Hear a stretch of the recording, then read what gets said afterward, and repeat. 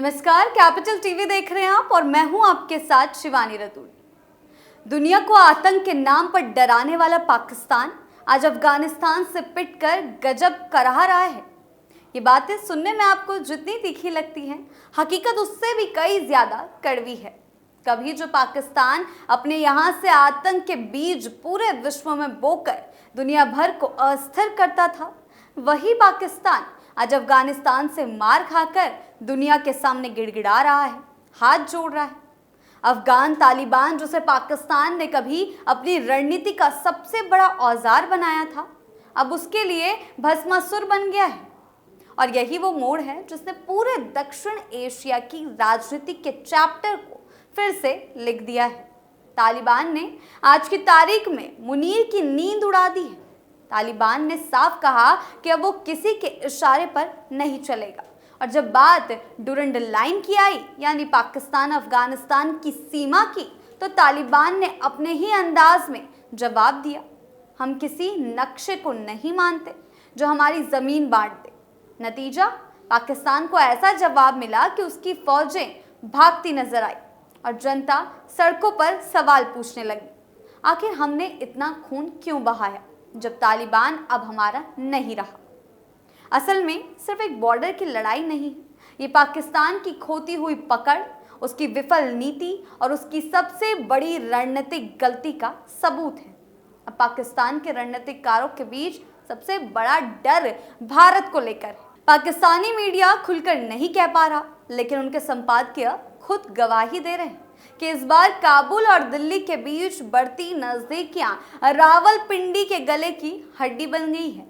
पाकिस्तान का फेमस अखबार the don ने अपने एडिटोरियल में लिखा है कि पाकिस्तान को इस बात से सावधान रहना चाहिए कि भारत और अफगान तालिबान, जो कभी कट्टर दुश्मन थे, अब एक दूसरे के करीब आते दिख रहे हैं। हाल ही में अफगान विदेश मंत्री का दिल्ली में गर्मजोशी से स्वागत हुआ और अगर इस रिश्ते को पाकिस्तान ने नज़रअंदाज किया तो हालात उसके हाथ से निकल सकते हैं। डॉन के बाद अब पाकिस्तान का ही अखबार एक्सप्रेस ट्रिब्यून भी लिखता है और कहता है कि अब वक्त है कि पाकिस्तान कूटनीति को एक और मौका दे ताकि आतंकवाद से निपटने में अफगानिस्तान के साथ मिलकर काम किया जा सके। ये दोनों अखबार पाकिस्तान का डर साफ दिखा रहे हैं और वो डर है भारत की बढ़ती भूमिका। दरअसल भारत ने अफगानिस्तान के साथ अपनी साझेदारी सिर्फ बातों में नहीं रखी, बल्कि उसे ठोस रूप दिया। साल 2011 में भारत और अफगानिस्तान के बीच हुआ स्ट्रैटेजिक पार्टनरशिप एग्रीमेंट हुआ, जो कि दोनों देशों के रिश्ते में एक अहम मोड़ था। इस समझौते के तहत भारत ने अफगानिस्तान की सेना और सुरक्षा बलों को ट्रेनिंग देने की बात स्वीकारी, साथ ही सैन्य उपकरणों की मदद करने और उनकी सुरक्षा क्षमता बढ़ाने का वादा भी किया गया था। इस समझौते में इसका मकसद था अफगानिस्तान को आतंकी खतरों से निपटने में मजबूत बनाना और वहां स्थिरता कायम रखना।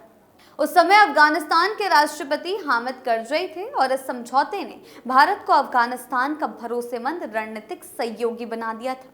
आज तालिबान के सत्ता में आने के बाद हालात भले बदल गए हैं, लेकिन भारत का रिश्ता आज भी मजबूत है।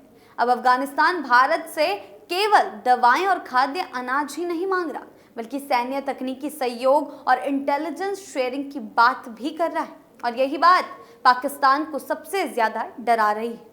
रावलपिंडी की नींद इसलिए उड़ी हुई है कि क्या भारत इस बार सीधे तालिबान को सपोर्ट करने वाला है? पाकिस्तान की राजनीति को समझने वाले हो या फिर वहां की सेना या जनता इस डर को छिपा नहीं पा रहे।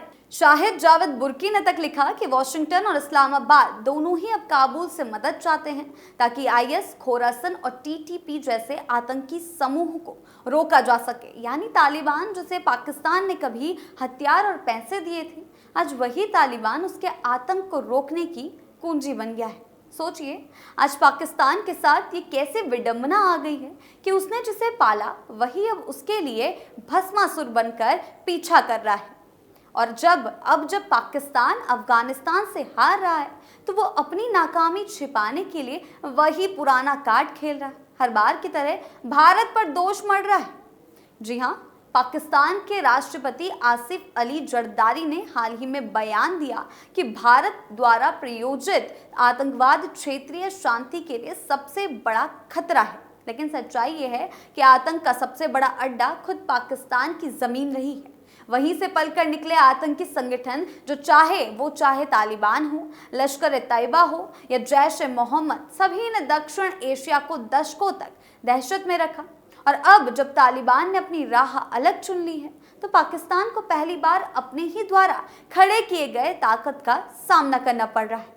इस बार पाकिस्तान की मुश्किल सिर्फ तालिबान नहीं है, सबसे बड़ी मुश्किल है अफगान जनता, जो उसके खिलाफ उतर आई है। वजह है शरणार्थियों पर उसका क्रूर रवैया। करीब 3.5 लाख अफगान शरणार्थियों को पाकिस्तान ने जबरन वापस भेज दिया, उनके कार्ड रद्द कर दिए गए, घर उजाड़ दिए। और जब वही अफगान जनता तालिबान के समर्थन में पाकिस्तान के खिलाफ नारे लगा रही है, तो इस्लामाबाद को समझ नहीं आ रहा कि इसे धार्मिक मुद्दा बनाएं या मानवीय संकट छिपाएं। असल में पाकिस्तान को डर है कि भारत इस मौके का फायदा उठा सकता है। डूरंड लाइन पर भारत सीधे नहीं, लेकिन कूटनीतिक और आर्थिक चैनलों से अफगानिस्तान को मजबूत कर सकता है। और अगर ऐसा हुआ तो मध्य एशिया के दुर्लभ खनिजों जैसे लिथियम, निकल और कोबाल्ट जैसे संसाधनों पर भारत की नजर पाकिस्तान और चीन दोनों के लिए चुनौती बन जाएगी। अफगानिस्तान में इन खनिजों का खजाना खरबों डॉलर का माना जाता है। अमेरिका ने जब तक अपनी सेना वहां रखी, तब तक उसने इन इलाकों का पूरा सर्वे करा लिया था। और अब जब वो बाहर निकल गया, चीन वहां घुसने की कोशिश कर रहा है। लेकिन भारत की मौजूदगी, चाहे वो मानवीय मदद के नाम पर हो या तकनीकी सहायता के रूप में, उस ग्रेट गेम को पूरी तरह बदल सकती है। क्योंकि अगर काबुल और दिल्ली का रिश्ता मजबूत हुआ तो पाकिस्तान पूरी तरह ढह जाएगा। आज रावलपिंडी के लिए सबसे बड़ा खतरा सिर्फ तालिबान नहीं है, बल्कि वो नई कूटनीतिक धुरी है जो धीरे धीरे आकार ले रही है। और वो धुरी है भारत, अफगानिस्तान और अमेरिका के बीच एक संभावित सहयोग की।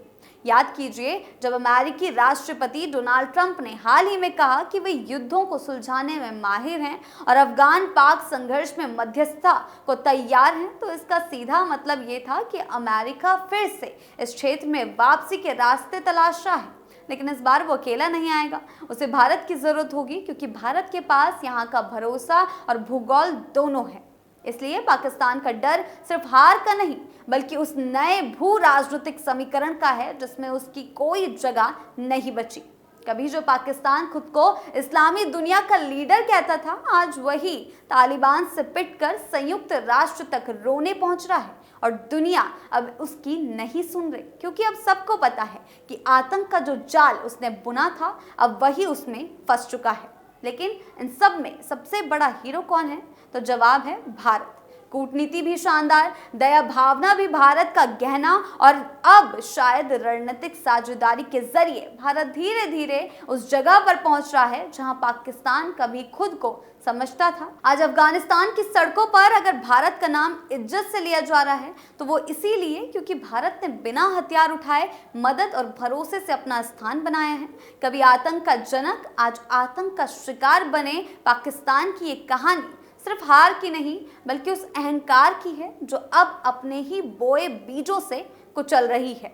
और इस खेल में दिल्ली अब सिर्फ मूक दर्शक नहीं, बल्कि डिसीजन मेकर प्लेयर बन चुका है। आपकी इस बारे में क्या राय है? हमें कमेंट सेक्शन में जरूर बताएं। नमस्कार।